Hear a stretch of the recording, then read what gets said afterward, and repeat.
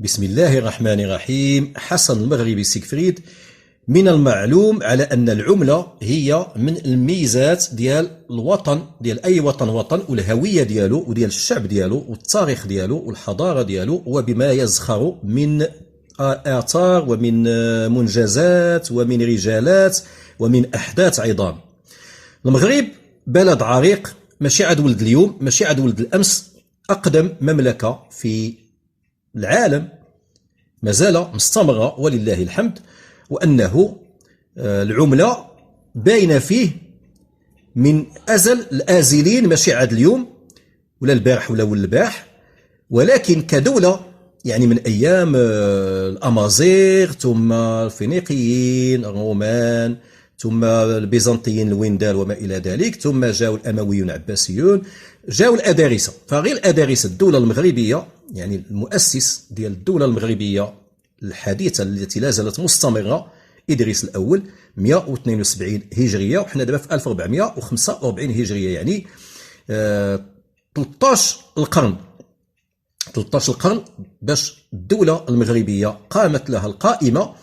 والعملة ديال إدريس الأول كانت الدرهم اللي هو معروف طبعا، ومازال ندير لكم عليه ان شاء الله فيديوهات. الا كنتو كتهتموا بالتاريخ ما غاديش تهتموا، ما ندير لكم شيء.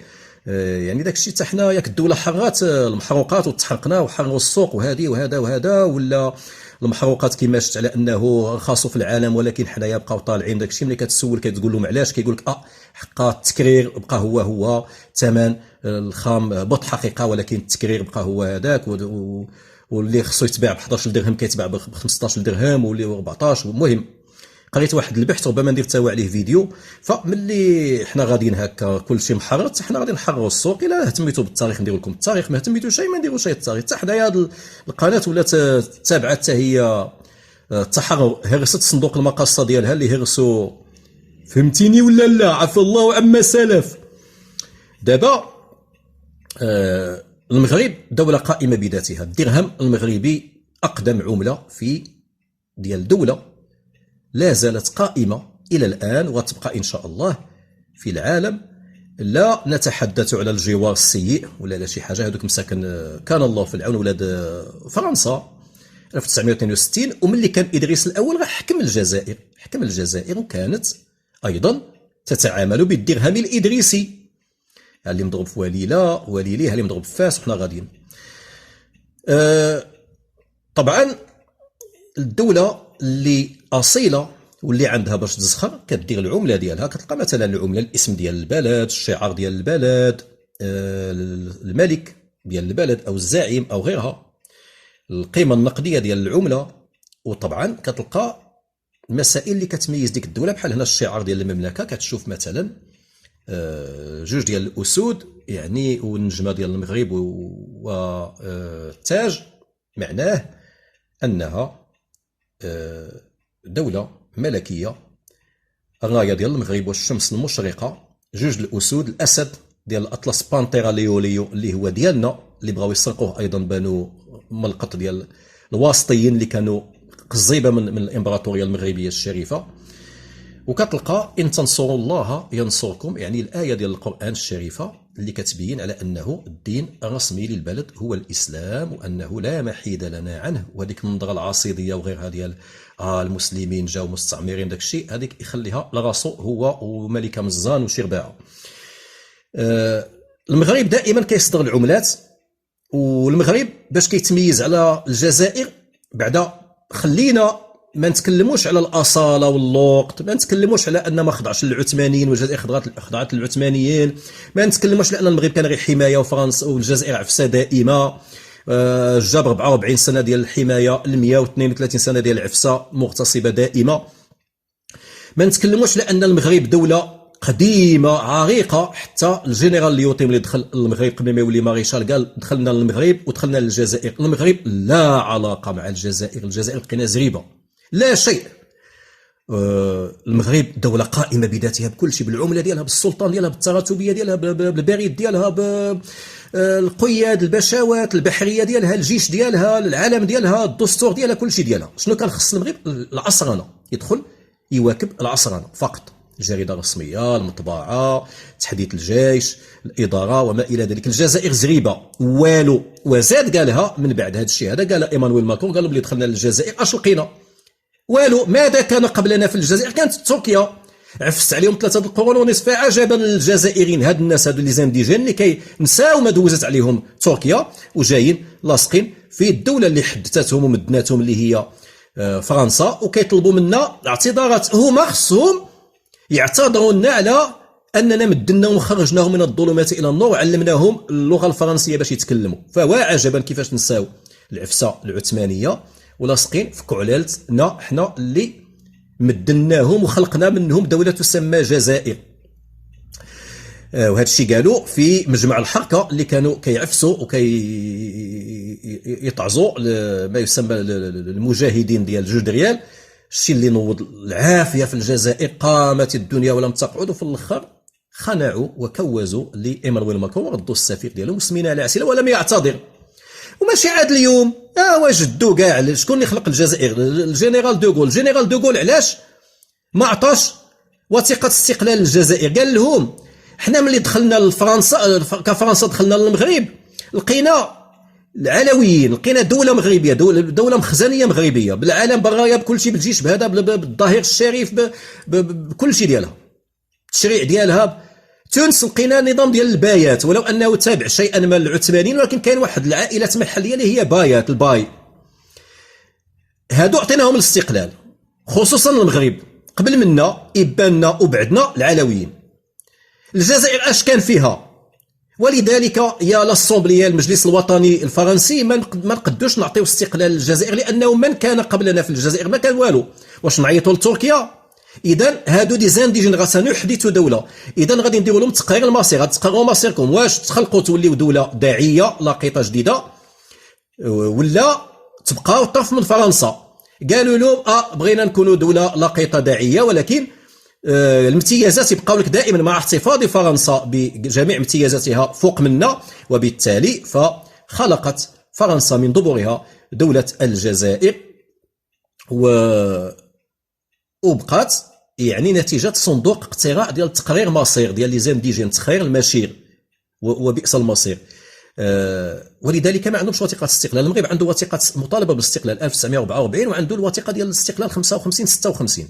ماذا عند هذه الجزائر اللي خدامه كتزعزع بابا؟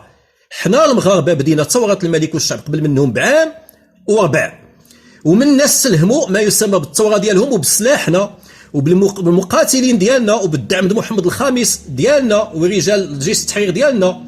يبداو هما في 54، حنا عطيناهم رجال جيش التحرير في 55 فاش خرجنا الجزائر فاش خرجنا فرنسا، وبقاو المقاتلين ديالنا المجاهدين ديالنا كيتقاتلوا حتى 62 فاش ذبحوهم الجزائريين وذبحوا المجاهدين الحقيقيين.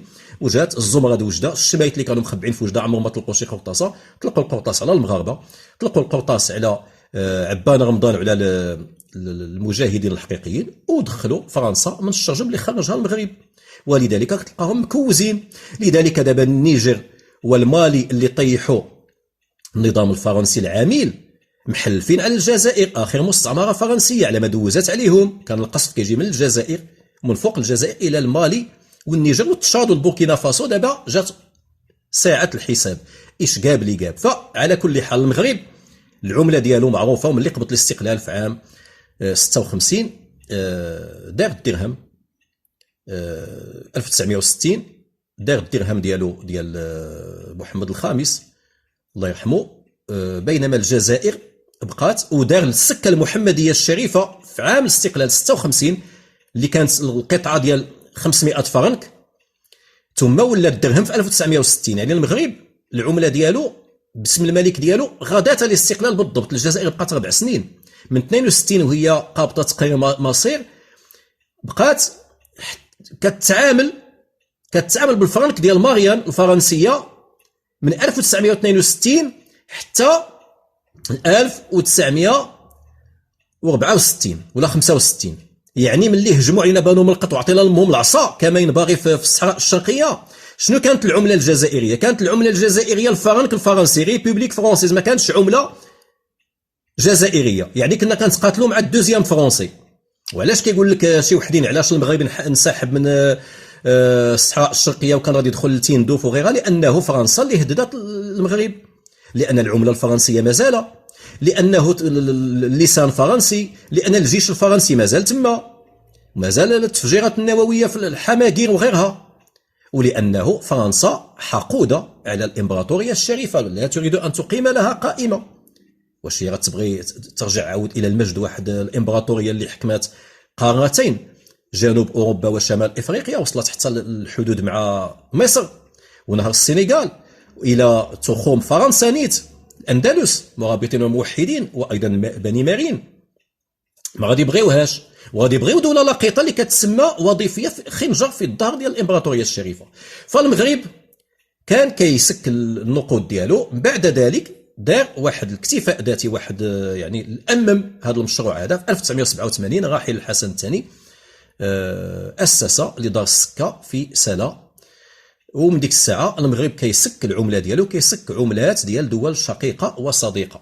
هذه دابا اخر العنقود، ما غنمشيش على العملات كاملين، درت عليهم فيديوهات من دي قبل. هذه بعض يعني حيض من فيض. هذه العمله ديال 2023.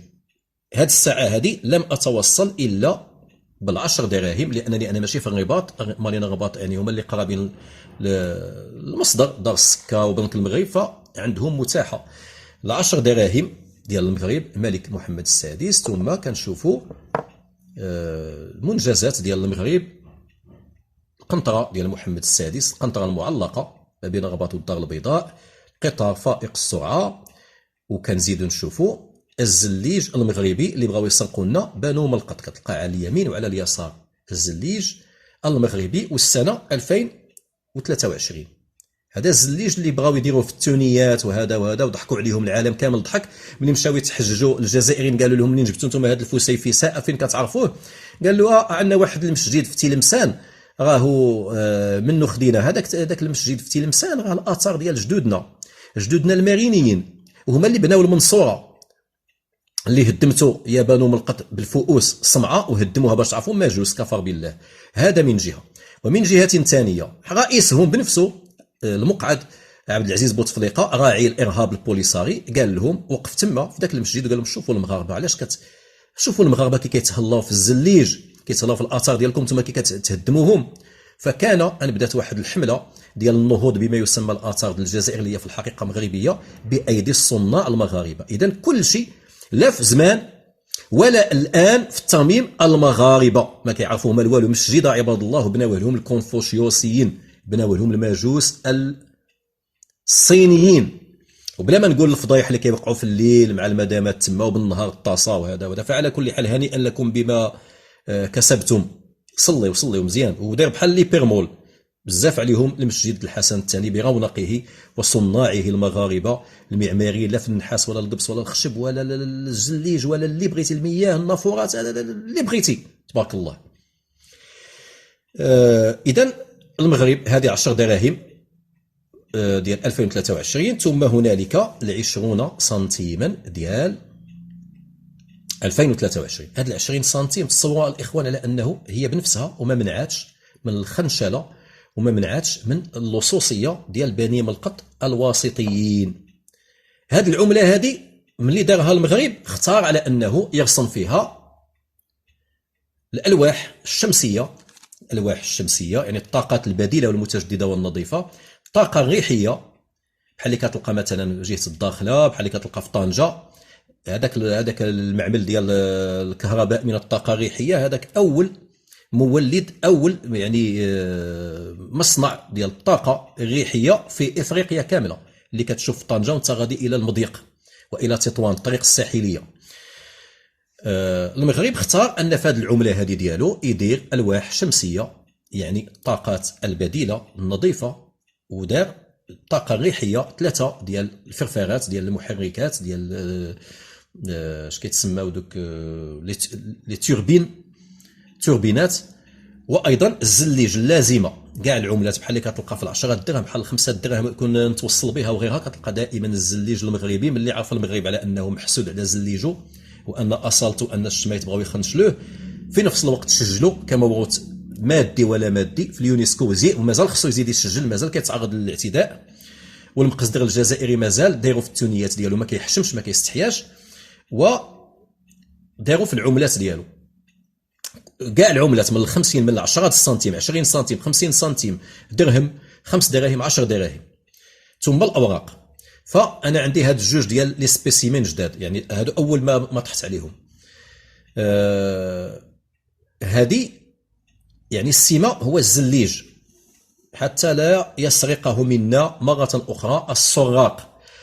المغرب فاش صاوب هذا البروتوتيب هاد العملة هذه ديال 20 سنتيم امتى ترسمت اواخر 2021 22 المهندسون ورسموها وصاوبوها وكيخرج داك لي زيسي يعني التجربه وهذا بعد ذلك عاد يستقر القرار، وصاحب الشأن يعني الأعلى في البلاد كيقبل هذا النموذج، هذا كيتعرض عليه كيقبلوا الله ينصرو، وبالتالي كيولي عملة وطنية.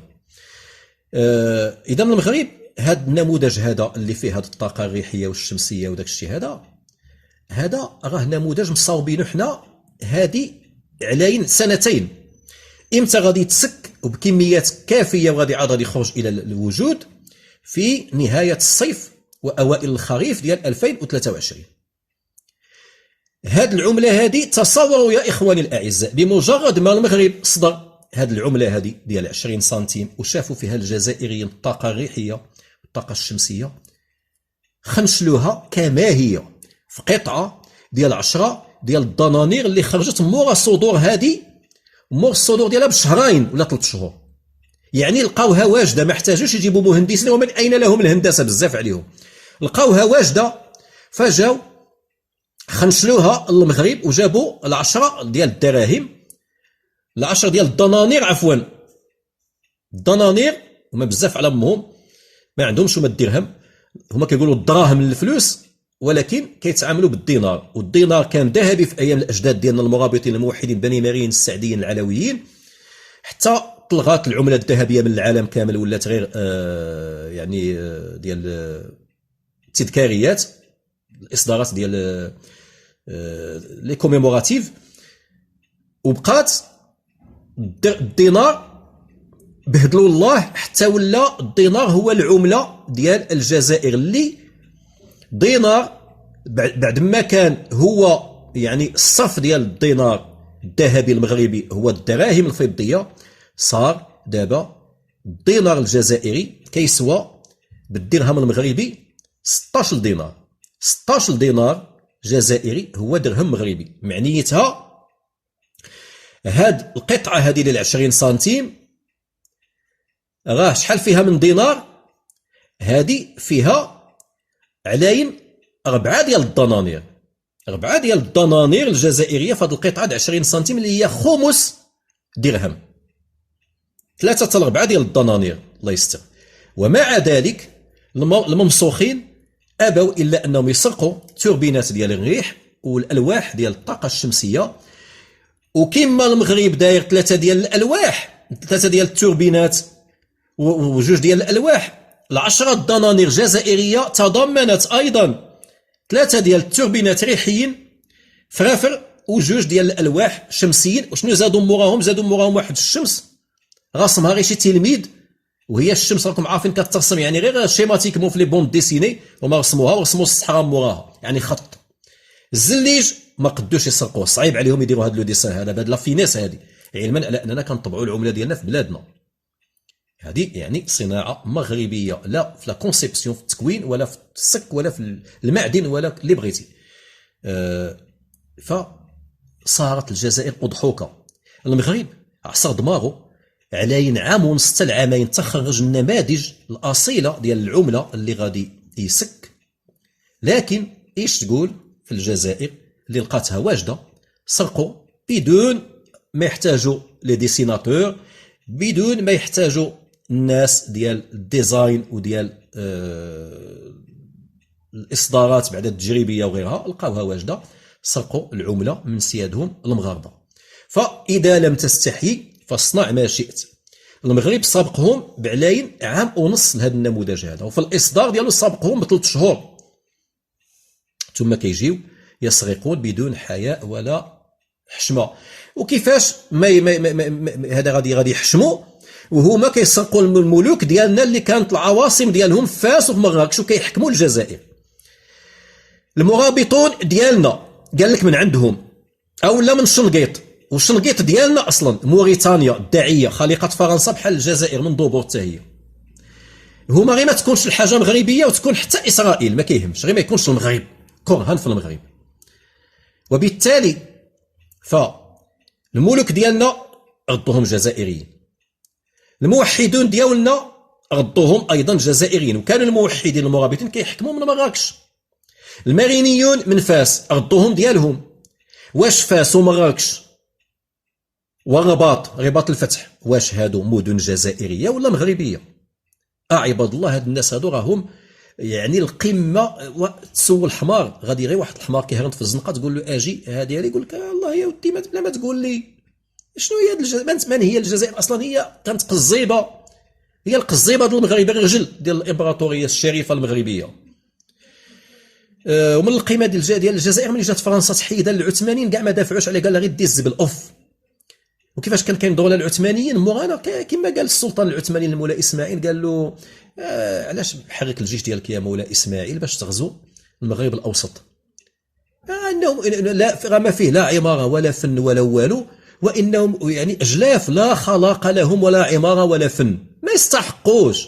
انت كتقاتل مع الانجليز طنجه مع البرتقيز ومع الصبليون في العرائش المهديه، وانت غادي السواحل كاملين وتحاصر سبتهم ليله 30 سنه وغيرها، وتضيع مجهودك على اجلاف لا خلاق لهم ولا عماره ولا فن. انا ساتكفل بهم، سير انت جاهد كما كان جاهد انا شرق العالم الاسلامي، انت جاهد في الصليبيين في غرب العالم الاسلامي وخلي الاجلاف ليا. وبالعكس انا نسلفهم لك، بني بهم الاسوار الاسماعيليه، عرفتي اش غادي خذهم كاع ما تردهم ليش.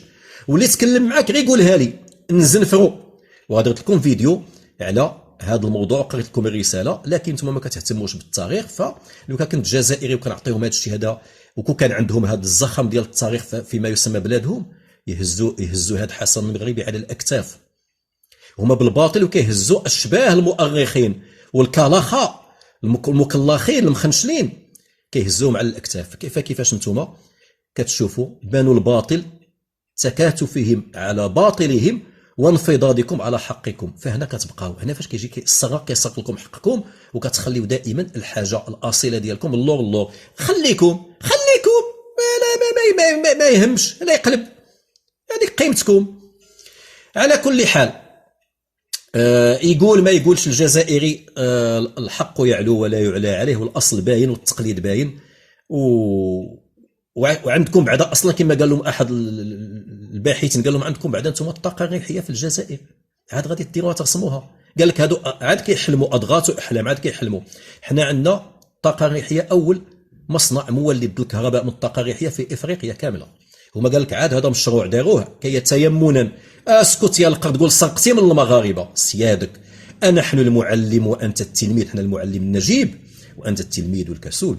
نحن الأصل وأنت التقليد، نحن الإمبراطورية التي حكمتك أنت المحكوم، نحن الحاكم وأنت المحكوم، نحن الأصيل الضارب في جذور التاريخ وأنت الوضيع الذي يحتضن الوضيع البوليساريو. ومن حقدك على المغاربة أنك شديت عليك الزريبة، يا ربي تبقى مشدودة وما تتحلش، خلي الحدود مشدودة. على كل حال عندكم بحال هذه القنطرة ديال محمد السادس، عندك تجيب لنا القنطرة ديال القسنطينة هذيك فرنسا بناتها فرنسا، هذه بناها المغاربه، وهذا محمد السادس. قطار فائق السرعه ماذا عندكم؟ الزليج ما نتكلموش. عندكم الجمال والرونق، عندكم واحد الراجل بحال هذا السلطان هذا الملك في الحكمه ديالو في القيمه ديالو في العالم، يقام له ولا يقعد. ماذا عندكم؟ عندكم المقعد، عندكم الاراجوزات اللي كيصوتوا عليه الناس ب0%. تحيه للقبائليين الاحرار والمزابيين والازواد والشناوه والطوارق. تحيه للصحراء الشرقيه ديالنا المغتصبه اللي غنردوها. الصراحه ملي كنتو تابعيننا كامبراطوريه شريفه كان عليكم شويه ديال الهيبه. ملي خطيناكم تهتم بين البلدان. عاش المغرب، كايدكم وقافلتنا تسير وكلابكم تنبح وتسرق وتقلد. عاش المغرب والسلام ختام.